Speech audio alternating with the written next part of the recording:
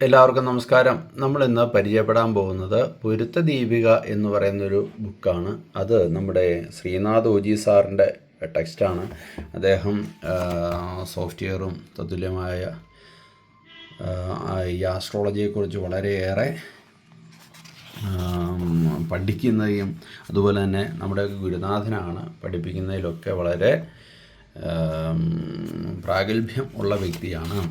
അപ്പോൾ നമ്മളിവിടെ ഇതുകൊണ്ട് ഈ ഇത്യാദി കാര്യങ്ങളെല്ലാം ഈ ടെക്സ്റ്റ് പറയുന്നത്. നമ്മളിവിടുത്തെ നോക്കുന്നത് വെച്ചാൽ ഗൂഢപ്പൊരുത്തങ്ങളാണ്. ഈ ഗൂഢപ്പൊരുത്തത്തിൽ അതിനു മുമ്പേ നമ്മൾ രാശി കൊണ്ട് പറയേണ്ട പൊരുത്തങ്ങളും മറ്റുള്ള പൊരുത്തങ്ങളെല്ലാം ഇവിടെ പറയുന്നുണ്ട് കേട്ടോ. വശ്യപ്പൊരുത്തവും യോനിപ്പൊരുത്തവും എല്ലാം പറയുന്നുണ്ട്. പക്ഷേ നമ്മൾ പൊതുസമൂഹത്തിൽ ചർച്ച ചെയ്യേണ്ടതായിട്ടുള്ള കുറച്ച് വിഷയങ്ങളാണ്. ഈ നക്ഷത്രപ്പൊരുത്തം അതും ഇതുമൊക്കെ നോക്കുന്നത് വെച്ച് കഴിഞ്ഞാൽ അഗൂഢപ്പൊരുത്തം എന്നതാണ്. ഇവിടെ നോക്കുന്നത് ഗൂഢപ്പൊരുത്തം. വളരെ രഹസ്യമായിട്ടുള്ള കാര്യങ്ങളാണ് ഇതിനകത്ത് പറയുന്നത്. അപ്പോൾ നമുക്ക് 168 പേജ് എടുക്കണം. 168 പേജ്. ഗൂഢപ്പൊരുത്തങ്ങളിൽ ആദ്യത്തെയാണ് ദൃഷ്ടിപ്പൊരുത്തം എന്ന് പറയുന്നത്. അപ്പോൾ പൊരുത്തങ്ങളിലെ 37 കേട്ടോ വരുന്നത്. അതിനകത്ത് ഇവിടെ പറയുന്നുണ്ടോ, ഇതുവരെ പറഞ്ഞതെല്ലാം അഗൂഢപ്പൊരുത്തങ്ങളാണ്. അതായത് ജ്യോതിഷിയോട് ചോദിക്കുമ്പോൾ ജ്യോതിഷി പറയേണ്ട കാര്യങ്ങളും പ്രമാണങ്ങളുമാണ് മുൻ പറഞ്ഞതെല്ലാം. അതിൽ 36. പക്ഷേ ഇനി പറയാൻ പോകുന്നത് രഹസ്യങ്ങളാണ്. അതായത് രഹസ്യം എന്ന് വെച്ച് കഴിഞ്ഞാൽ പരമരഹസ്യമല്ല. പൊതു സദസ്സിൽ ഇവർ ചേരുന്ന ദമ്പതിമാരാണോ എന്നൊക്കെ നോക്കി, അതായത് ഇതുണ്ടോ, സ്ത്രീ പുരുഷന്മാരുടെ കുടുംബക്കാരും ജ്യോതിഷിയും പരിഗണിക്കുന്നവയാണ്. പൊതു സദസ്സിൽ വളരെയൊന്നും ചർച്ചപ്പെടാത്തവയാണ് ഈ ഇത്യാദി കാര്യങ്ങൾ.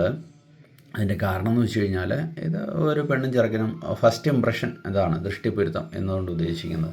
അതുകൊണ്ട് യാതൊരുവിൻ്റെ ദോഷരഹിതമായ ദൃഷ്ടി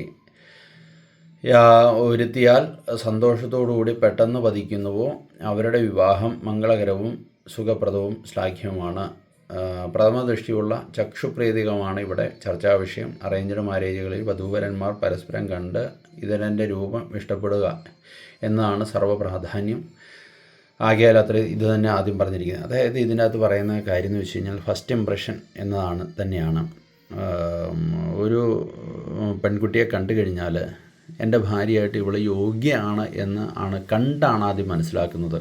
അപ്പോൾ അതുകൊണ്ട് തന്നെ നല്ല ഐശ്വര്യ റായിയെ പോലെ ഇരിക്കുന്ന നല്ല സുന്ദരിയായ പെൺകുട്ടി ഒന്നും ആയിരിക്കില്ല. ചില ആൾക്കാരെ കാണാറില്ല, പുരുഷൻ സുന്ദരനായിരിക്കും പക്ഷേ ഭാര്യയെ കാണാൻ അത്ര രസം കാണില്ല. ചിലയിടത്ത് ഭാര്യ അതിസുന്ദരിയായിരിക്കും, ഭർത്താവിനെ കാണാൻ ചിലപ്പോൾ അത്രയ്ക്ക് അങ്ങോട്ട് സൗന്ദര്യം ഉണ്ടായെന്ന് വരികയില്ല. അതെല്ലാം ഈ ദൃഷ്ടിപ്പൊരുത്തത്തിൻ്റെ ഭാഗമായിട്ടുള്ളതാണ്. അവൾക്ക് കണ്ട് ഇഷ്ടപ്പെട്ടു, അത്രയേ ഉള്ളൂ. നമ്മുടെ അടുത്ത പൊരുത്തമാണ് മനപ്പൊരുത്തം എന്നത്. ഇപ്പം മനപ്പൊരുത്തം ഉണ്ടെങ്കിൽ എല്ലാ പൊരുത്തം ഉണ്ടായി. അതായത് പ്രണയിക്കുന്നവർക്കൊക്കെ സപ്പോർട്ട് ചെയ്യുന്ന ഒരു പൊരുത്തമാണിത്. ശശാങ്കശാരഥിയം എന്ന് പറയുന്ന ടെക്സ്റ്റിലെയാണ്. അപ്പോൾ അതിൽ പറഞ്ഞ കേട്ടോ, ഒരു സ്ത്രീയെ ഒരുത്തൻ മനതൃപ്തിയെ പ്രാപിക്കുന്നുവോ, മനസംതൃപ്തിയെ പ്രാപിക്കുന്നുവോ അവളുടെ ഭർത്തൃത്വം അവന് വിഹിതമാണ്. ചണ്ടാള ബൗദ്ധ്യാദികളിൽ പോലും ദൃഷ്ടി ചെന്നേക്കാം, എന്നാൽ മനസ്സ് അയോഗ്യമുണ്ടെങ്കിൽ ഒരിക്കലും ചെയ്യുന്നില്ല എന്നാണ്. അതായത് ഇപ്പോൾ സ്ത്രീ പുരുഷന്മാർ പരസ്പരം ഇതരൻ്റെ രൂപം കണ്ട് ഇഷ്ടപ്പെടുക സ്വാഭാവികമാണ്. അതായത് പെണ്ണും ചെറുക്കനും ആരെ കണ്ടാലും ഒക്കെ നോക്കും, അതൊക്കെ സർവ്വസാധാരണമാണ്.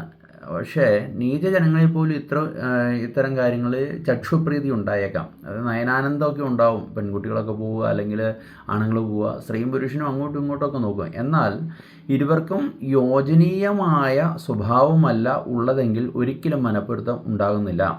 ഉദാഹരണത്തിന് നമ്മുടെ അയൽവക്കത്തൊരു നല്ല സുന്ദരിയായ സ്ത്രീ ഉണ്ടെന്ന് വിചാരിക്കുക. പക്ഷെ ആ പെണ്ണിൻ്റെ പ്രവൃത്തി അല്ലെങ്കിൽ സ്വഭാവം നമുക്ക് ഇഷ്ടപ്പെടുന്നില്ലെങ്കിൽ അതിനെ വേറെ ആരിലെ കല്യാണം കഴിക്കുകയുള്ളൂ. ആ സ്വഭാവത്തെ ഇഷ്ടപ്പെടുന്നവർ അത്ര തന്നെ. നീചകുലിച്ച് ജനിച്ച ഒരാൾക്ക് മറ്റൊരാളിന് സംതൃപ്തി ഉണ്ടായാൽ അവർ യോജനീയമായ സ്വഭാവത്തോടു കൂടിയവരാണ് എന്നതാണ് അത് സൂചിപ്പിക്കുന്നത്. ആകയാൽ കുലജാത്യാദികളല്ല പ്രധാനം മനപ്പൊരുത്തമാണ് എന്നതാകാം ഈ ആചാര്യൻ്റെ വചനം. അതായത് ജാതിയോ മതമോ അല്ല, ഇപ്പം ഇൻ്റർകാസ്റ്റ് മാരേജുകളൊക്കെ സംഭവിക്കാറില്ലേ, അത് ജാതി മതമോ ഒന്നും അവിടെ നോക്കാറില്ല. സമൂഹത്തിലും അതിന് ശാസ്ത്രലോകത്തിലും അല്ലെങ്കിൽ സിനിമാ മേഖലയിലൊക്കെ വിദ്യാഭ്യാസവും മറ്റുള്ള കാര്യങ്ങളുള്ളവരൊക്കെ ചിലപ്പോൾ ഇൻ്റർകാസ്റ്റ് മാരേജ് നടത്തും, അല്ലെങ്കിൽ ജാതി മാറി കല്യാണം നടത്തും. അവർക്ക് വിദ്യാഭ്യാസം ഇല്ലാഞ്ഞിട്ടൊന്നുമല്ല, അവർക്ക് ഇഷ്ടപ്പെട്ടു.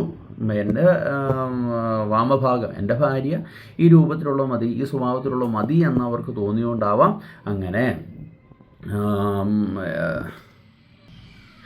അടുത്ത ആചാരസംഗ്രഹം പ്രശ്നമാർഗത്തിലൊക്കെ പറയുന്നുണ്ട്. ഇത് വിവാഹം വളരെ ആലോചിച്ച് മാത്രം ചെയ്യേണ്ട കാര്യമാകിയാൽ അന്യോന്യ ശക്തി വിശേഷിച്ച് ചിന്തിപ്പിക്കണം. അതായത് ഇപ്പം ജ്യോതിഷത്തിലൊക്കെ പറയുന്ന കാര്യമാണ്, മനപ്പൊരുത്തമുണ്ടെങ്കിൽ തീർച്ചയായിട്ടും, അതായത് പ്രേമിക്കുന്നവർക്ക് മറ്റുള്ള പൊരുത്തങ്ങളൊന്നും നോക്കണ്ട.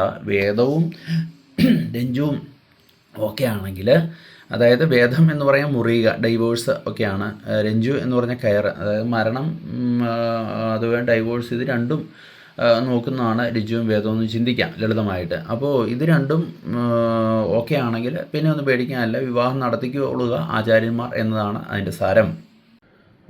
ഇത് കണ്ടോ, യാതൊരുവനിലും വധുവിനും മനസ്സും ചക്ഷുവും ചോദിക്കുന്നുവോ, പരസ്പരം ഇഷ്ടപ്പെടുന്നു, അവിടെ വിവാഹ പൊരുത്തം തുടങ്ങി മറ്റൊന്നും തന്നെ ചിന്തിക്കേണ്ട ആവശ്യമില്ല. ഇങ്ങനെ മനപ്പൊരുത്തം സർവ്വപ്രധാനമാണെന്ന് എല്ലാ ആചാര്യന്മാരും ഐകകണ്ഠേന ഉപദേശിച്ചിരിക്കുന്നു. അപ്പോൾ ഇതിൻ്റെ ഒരു പ്രത്യേകതയാണ് ഇവിടെ പറഞ്ഞത്. നിങ്ങൾക്ക് ജാതകം നോക്കാനോ അല്ലെങ്കിൽ തലക്കുറി എഴുതാനോ ഒക്കെ ഉണ്ടെങ്കിൽ എന്നെ കോൺടാക്റ്റ് ചെയ്യാം.